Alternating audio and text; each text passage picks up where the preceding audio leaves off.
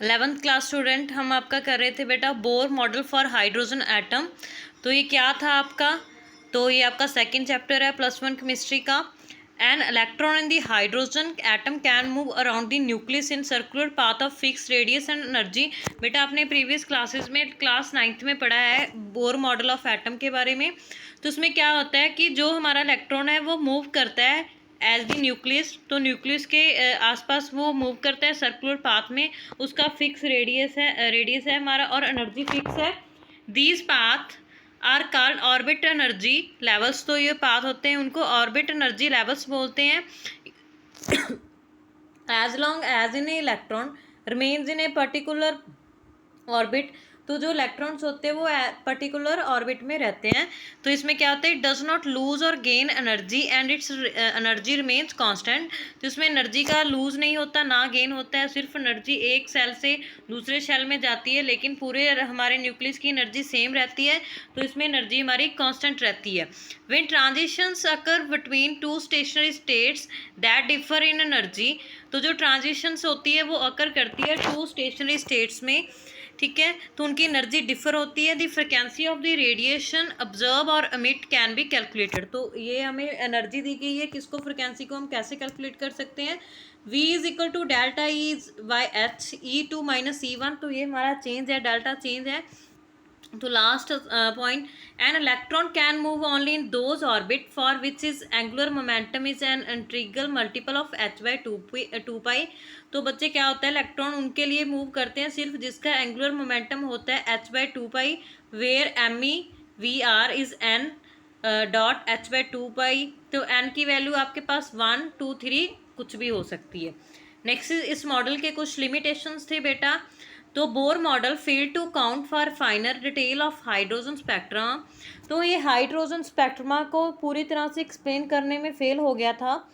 तो क्या था, तो एक ये क्या हुआ था इसमें, ये एक जब भी हमारे पास एक से ज़्यादा एटम कंटेन करते हैं तो उसको भी ये प्रॉपर डिफाइन नहीं कर सका था।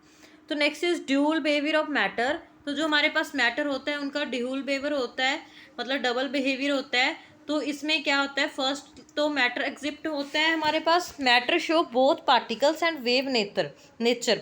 तो जो मैटर होता है हमें पार्टिकल और वेव नेचर शो करता है। डी ब्रोगली रिलेशनशिप हमें ये दिया गया है, lambda is equal to h/me, t is equal to hp। तो where p is equal to mb our momentum. तो आप इसको ऐसे एक्सप्रेस करते हो। Next is our Heisenberg uncertainty principle. तो अनसर्टेनिटी प्रिंसिपल क्या होता है हमारा, it states that it is impossible to determine simultaneously the exact position and exact momentum. तो हमें एग्जैक्ट पोजीशन क्या है किसी ऑब्जेक्ट की फाइंड नहीं होती है, हम उसकी अप्रॉक्सीमेट क्रॉस वैल्यू ले लेते हैं। हमने जो हमारी अनसर्टन वैल्यूज़ होती हैं वहाँ पे डिस्कस किया था। The product of their uncertainty is always equal to greater than h/4π।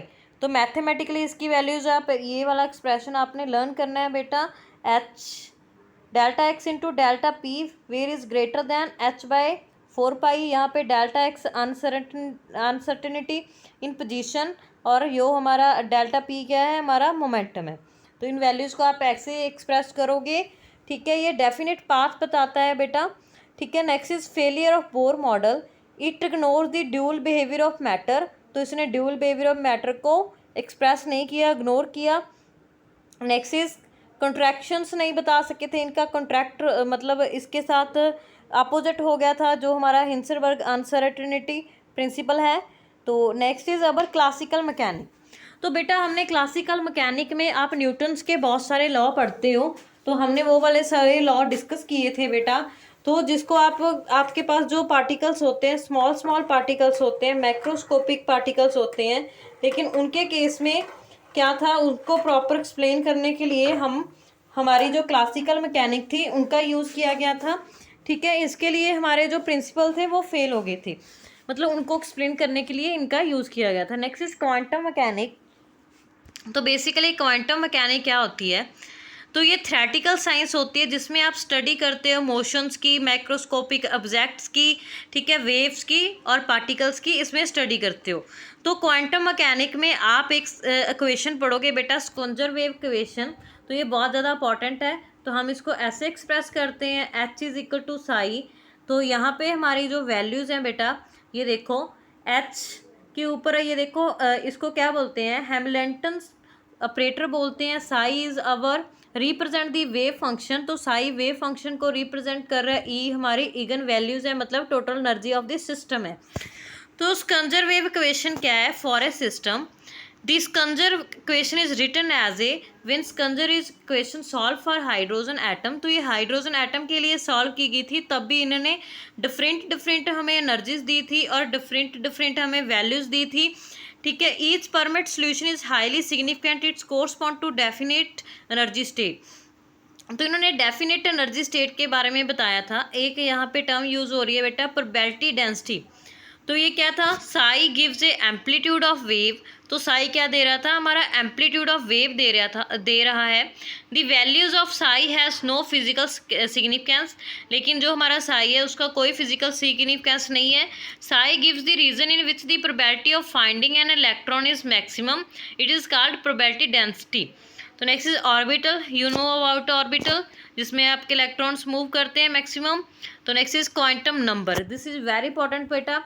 तो इसमें आपके क्वांटम नंबर के बारे में पढ़ोगे। ये क्या था आपका, there are a set of 4 quantum number which specifying energy, size, shape, orientation of the orbitals. तो ये आपका फर्स्ट है बेटा प्रिंसिपल क्वांटम नंबर। इसको आप कैसे डिटरमाइन करते हो? It identifies shell, determine size and energy of orbitals. तो एन को शेल नंबर, टोटल नंबर ऐसे एक्सप्रेस करते हो, के में 1 और मैक्सिमम नंबर 2। ये टेबल आपने लर्न करना है बेटा, ये बहुत सिंपल है और ये आप लर्न करोगे। Next is azimuthal quantum number. तो ये क्या है हमारे, इसमें क्या था, इसको एल से रिप्रेजेंट करते हैं, known as a orbital angular momentum, ठीक है। तो इसके में क्या होते हैं, आपके सब शेल होते हैं, डिटरमाइन करते हो शेप ऑफ ऑर्बिटल्स को। मल्टी इलेक्ट्रॉन्स के लिए इसका यूज़ किया जाता है, ठीक है, with the help of principal angular quantum number.